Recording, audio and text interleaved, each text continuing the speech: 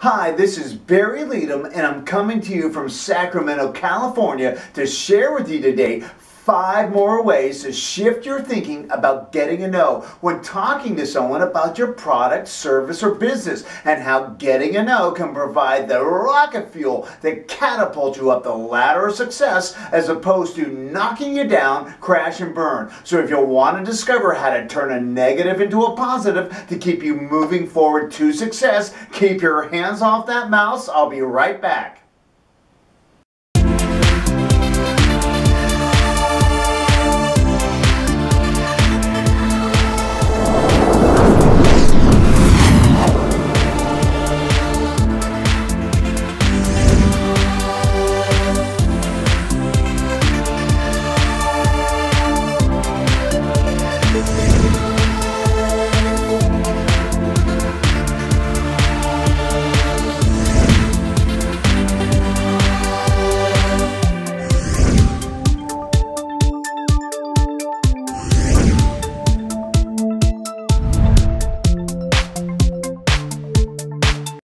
As you learned from my last video, every rejection you receive is an opportunity. It's a chance to learn from your communication mistakes and communicate more effectively next time. If you shift your thinking about getting a no when you talk to someone about your product, service, or business, you'll soon expect and embrace rejection and use it to experience personal growth that will lead to success. So let's jump right in and discover 5 more positive ways to deal with rejection and getting a no. Number 1. End every sale with a no. Most business people, when they get a yes from a customer, stop selling and then rush to write up the order before their customer changes their mind. This is a mistake. It's much more effective to end the sale on a no or a series of no's, which guarantees you didn't leave huge dollars on the table. Let's use an example from my last video of offering multiple options to customers. Say, so you'd like my weight loss shake? Great. How about some more energy to go along with that, because energy increases your metabolism, which helps burn fat? No? I understand. Okay, since weight loss places additional demands on the body, how about some vitamin supplements to replenish the nutrients you'll lose with fat loss? No? So then it's just a weight loss shake? That's great. Let's write it up. Remember, the answer is always no unless you ask. And if you don't ask, you could leave huge dollars on the table.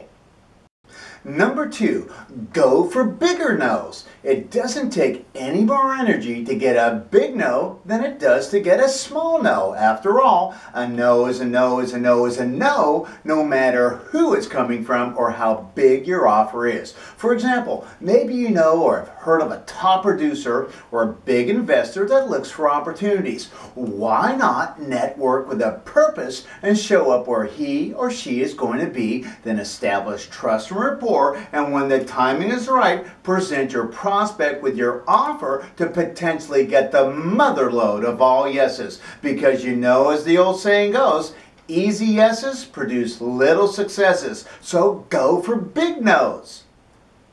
Number 3, when people say no, learn to ask why. The most common reaction amateurs have when they hear the word no is to oversell and say too much, or to remain calm and then get packing. But the correct action isn't to provide more information or walk away or hang up the phone, but to get curious, because top producers understand that behind every no is the information they need to get to yes. So after you hear a no, politely ask for some feedback as to why your prospect wasn't interested in your offer. Then figure out what they really want or need to make their life better, so you can determine if your product, service, or business can satisfy their needs or solve a problem.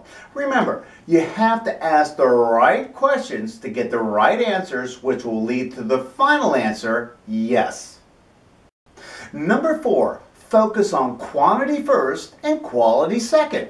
Look, Sometimes your most horrible, worst approach will end in a yes if by luck your prospect wants and needs your product or service, while your best, most skillfully delivered presentation to the wrong prospects can leave you empty-handed every single time. And I don't mean to minimize the importance of highly skilled communication, but the number of presentations you make is significantly more important than how you'll make them. The most important thing is that you're out there meeting and talking to new people and learning from your mistakes as you go along. So it's quantity, not quality, and progress, not perfection. And remember, the difference between successful and unsuccessful is how many eyes you get on your information on a daily basis.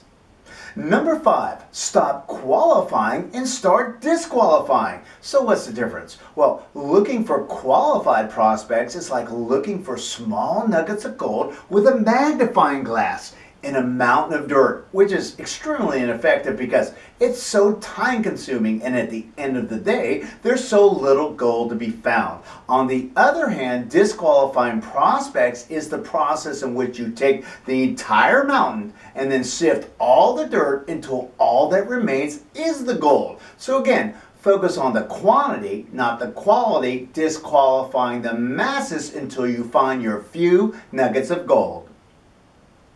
I'd like to end by saying dealing with rejection is a necessary and inevitable part of doing business, no matter how skilled you are. So get ready for it, psych up for it, because you have to maintain a positive attitude when dealing with rejection so that the urge to give in to self-doubt and negative thinking doesn't impact your other offers or business activities afterwards. And you do this by a shift in mindset. In other words, don't think of it as your prospect saying no to you, but saying no to your presentation. So don't take it personally. Instead, take accountability and view no as an opportunity to examine your error in delivery and then learn how to become a more effective communicator next time. And don't forget to leave the door open after rejection. If you close a rejection gracefully and professionally, your prospect will remember you when he or she does become interested in what you have to offer, because a no today could mean a yes tomorrow.